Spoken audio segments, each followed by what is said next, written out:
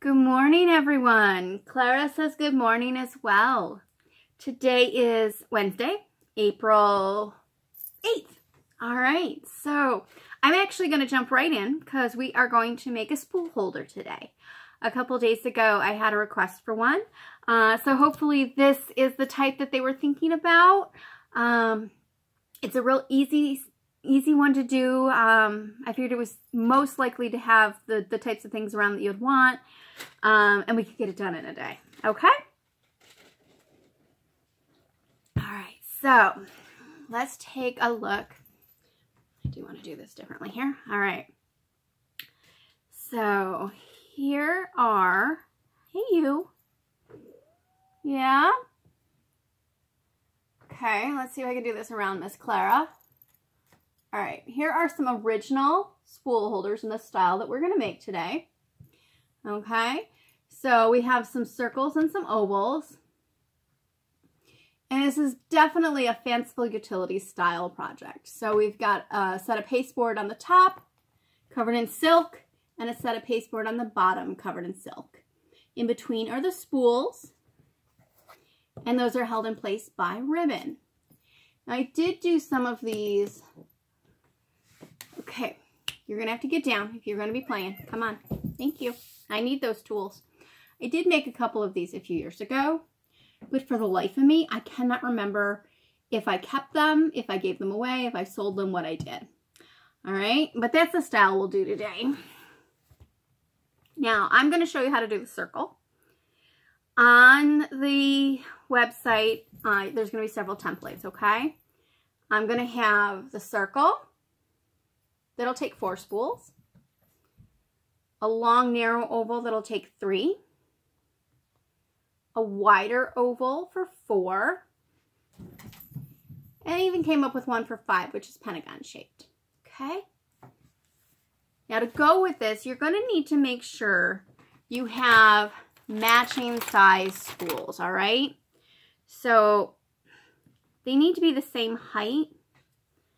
Like these are the same height. And those would work, okay? If they're different height, they're just not gonna work for this, okay? And you gotta really, really look, because sometimes they're close, but not quite. Now I'm doing a circle, so I have 4. See if I can hold these together. They're the same height, okay? That's what I'm gonna use today. So you have your spools. You're going to need some pasteboard. All right, 1 sheet of pasteboard will do, so 8.5 by 11. You're going to need some silk. A 12 by 12 piece is probably more than plenty. You can do a different silk on the outside than on the inside. Something fancy on the outside, something plain on the inside. And then you're going to need some ribbon, okay? And your ribbon will need to be a 1/4 inch to a 1/2 inch wide. Silk, cotton, sateen, whatever you have, since we're not going shopping today, okay? And then, of course, a contrasting or coordinating thread to go with your silk. I also suggest a awl or stiletto, all right? And then you're going to need a needle or a bodkin that's going to be wide enough for your ribbon to go through, okay? All right, let me angle this down a little. All right. Now, I decided to do the circle, okay? So you're going to need to cut 4, okay? I'm just showing 2 because the other 2 are already covered. 4 of each of whichever shape you want to use. So if I have 4 circles, you could do 4 ovals, okay? And then you're going to want to make sure that your spools will fit. If you're doing large spools, you're going to need to make a larger spool holder, okay? These are designed for small ones. All right, so mine fit, okay? And you'll see that I actually traced their circles on here, okay? And I have some big holes. Well, these started out as little holes. Can you see the little holes? Okay. These little holes I originally pierced with just the needle. And then I'm going to use my awl or stiletto to make these holes bigger, okay? Be very careful that you don't stab yourself while doing this. And you're just going to make those holes bigger. Now you need to do this on all 4 of your pasteboard pieces, okay? Now, you need to do your best on making sure they're all even, because you have to be able to turn them face to face, so the rough sides together, and get those holes to line up, okay? All right, so once you have all 4 cut out and the holes in place, it's time to cover them. All right, I'm gonna carefully pull these apart. All right, so I have all 4 covered.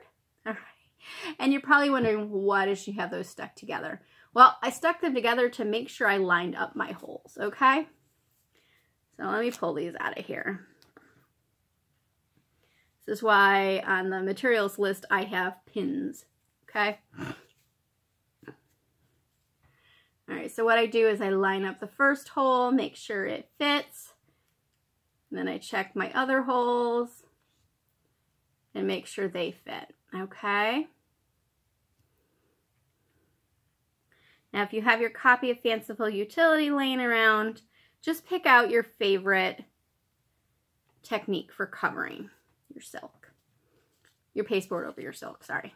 Okay, so I've got my contrasting or coordinating thread, and this is actually a dark green because this has green, red, and gold to it. I'm just going to sew those layers together.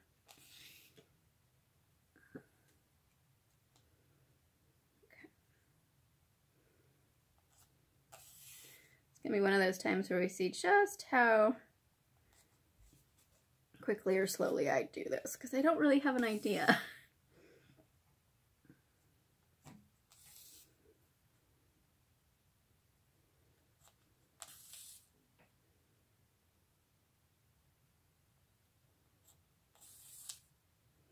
This is where a nice, strong, sharp, yet fine needle is important. You're going to be going through the silk layers, but chances are you're going to nick that pasteboard.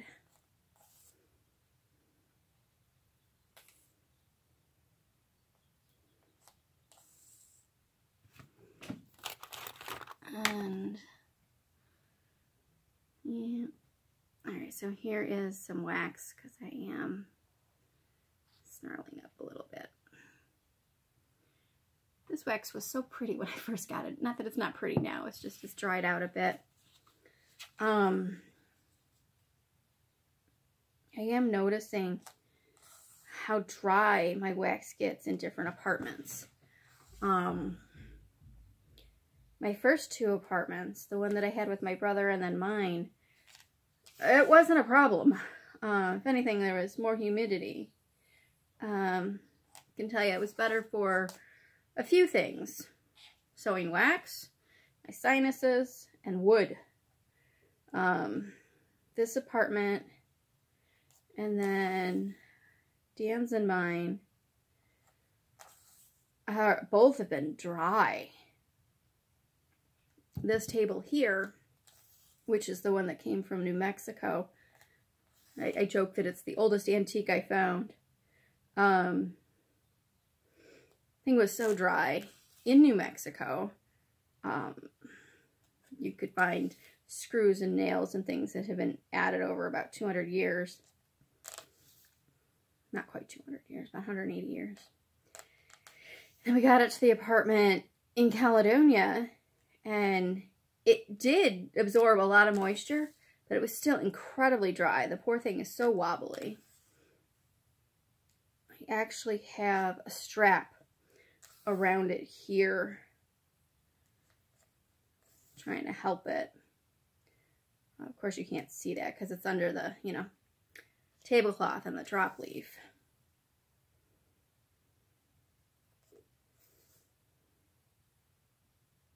Yesterday, one of my rescue chairs kind of started to give the spindle, the cross spindle that I had replaced, popped out. I was sad. Now that chair originally was intended to be hat stands because it has some really pretty cross spindles and then some spindles in the back. But you know, once you have a chair that's the right height for the sewing machine, you kind of want to hang on to it for a little bit. This chair that I'm sitting on now, I find to be comfortable. The intention was to take it to events. But the more I've been sitting on it during the videos, I'm finding the way I sit at an angle, my left leg keeps falling asleep. So it's actually just about an inch too tall for me. I'm not tall. I need a short chair. I also like chairs with backs that agree with my corset.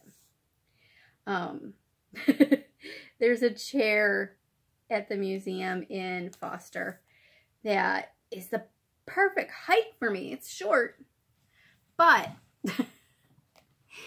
it is angled funny, okay? And it's actually a birdcage Windsor, like the one over here to my right that I've been working on. So I'm hoping, actually I can tell you looking at it, that I'm not going to have the same problem with this one. The one at the museum angles back, and when I sit in it, no matter how much I try to stay up, I slide. I just slide right out of that thing. All right. Oops. See? That's why we use the wax. Almost there.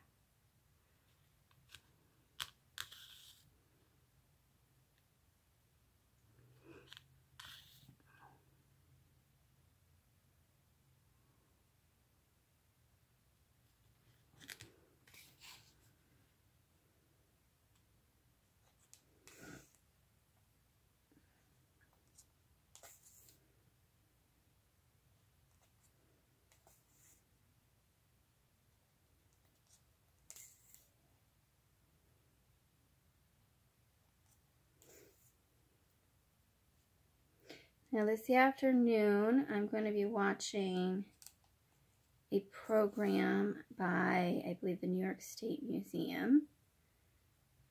It's at 1 o'clock. Let me bring that up. I want to double check that. Make sure I've got this right before I start talking about it.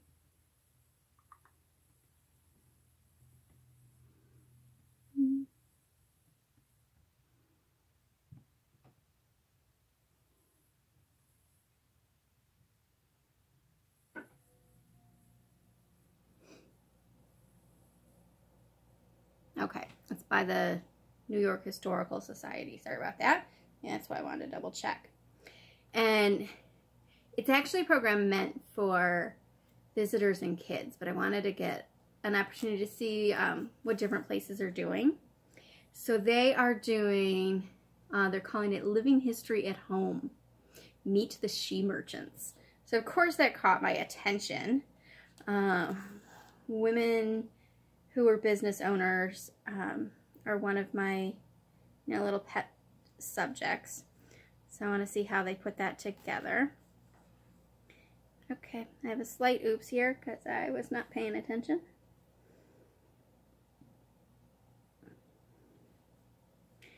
Come on, fingers. I'm convinced my fingers are less agreeable on video. There we go. So that's this afternoon. I would love to hear if you guys have found other programs online that you're enjoying. Any videos, tours, things like that.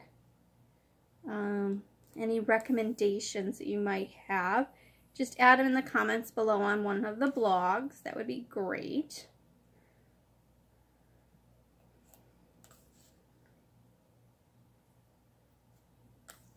It's nice to see how sites are adapting their programming and helping folks out that are stuck at home. Okay, I'm not supposed to say stuck at home. Safe at home. But I know some of us feel stuck. And Clara's just confused as to what world I'm doing home. All right, so almost done here. Last one.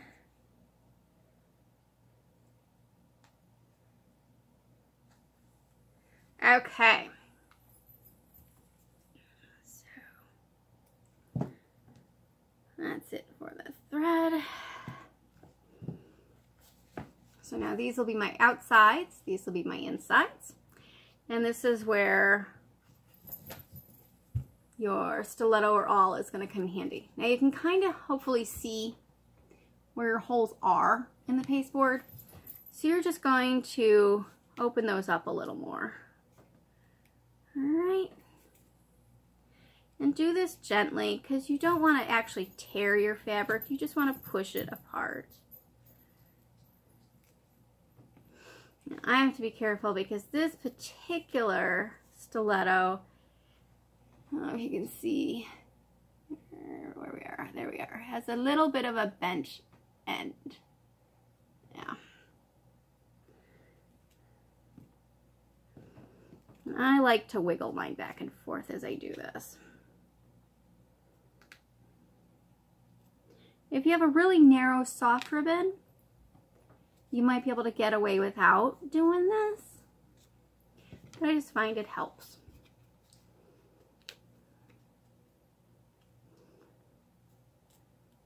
If you can't quite see where your holes are in the pasteboard, just kind of rub over the silk with your thumb and maybe a nail, and that'll give you a little impression as to where that is. And I am working from the outside towards the inside, so the nicer side will be at the top. Yeah. And my little curve is causing a little bit of pulling in my silk, which is less than ideal, so be careful of that. Like, I know I have a modern all around here somewhere. Seem to be saying that a lot. I used to have everything exactly where I knew it was. You almost fall down? You can't come up yet. Back up. Yeah, I know. I used to have everything where I knew where it was. And then, well, packing and moving kind of killed that. Alright, so here's going to be the fun part. I'm going to see if I can actually thread this ribbon through this needle. Alright, nope, that's not going to work. Let's see. I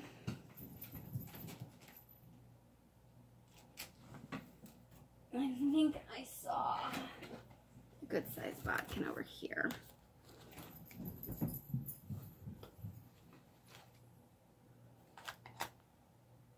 That'll work, I think.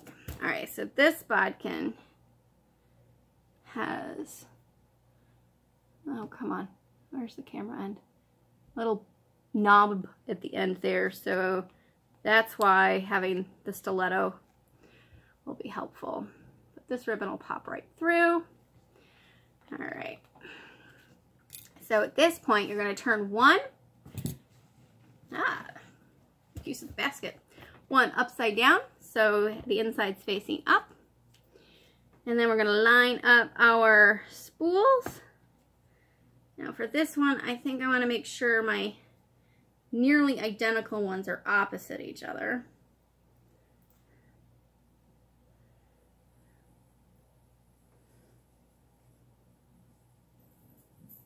There we go. And then this one goes face down on the top.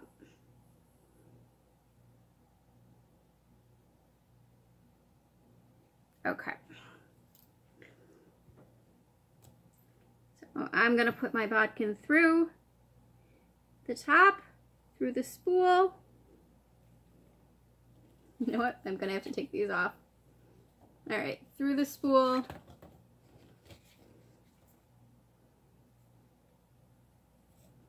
Oh, we're going to lose that label. Don't anybody cry. I was hoping to line these up. There we go. Oops. Pull that ribbon through. Come on. There we go. Okay. Now you can do this as one single piece or 2 short pieces. I think I'm going to be able to pull this off with the one piece. So I'm going to go across. That's where this other one goes. Through the spool. Okay. It went through a lot better.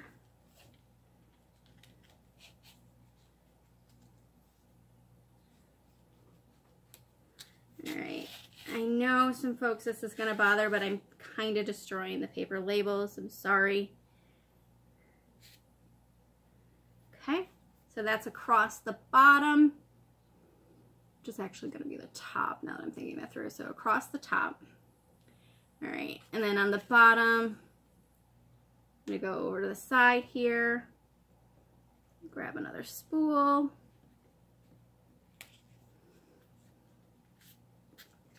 This lets me put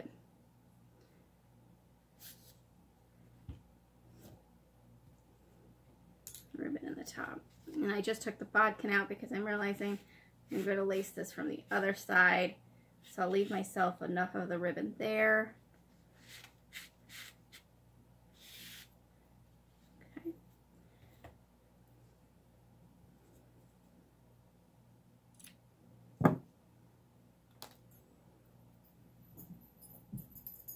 When I was thinking about this morning, I was thinking I would do 2 ribbons, and then I just tossed that idea. Like I said, we're winging it. All right, so last spool coming up through. All right, how close am I to even? I am so not. So we're going to even these up. Not very hard to do. How close are we now? Not bad. All right. So the last thing to do is tie a bow at the top. Like so. All right. This is a fairly narrow ribbon, so if you're using a lighter ribbon, it'll, I think, be prettier. All right, but it's what I had available. Come on. So there we go. There's the spool holder. I'll be honest, what I really wanted was a gold ribbon, the color of this stripe here, and I may change that out at some point. But I do like the berry colors. I wonder what kind of project these were originally purchased for. And oh, yeah, that was a close to the same. There's another, almost the same berry color. I don't know if you ever buy people's sewing boxes and then you wonder what projects they had made at different times. All right, so there we go. I will take a picture of that and add that to the blog. If you make one, please share it. I would love to see your finished projects like always. Any questions, just let me know, okay? And oh goodness, we're at 23 minutes. Longest one yet. Have a good day, everyone. Bye-bye.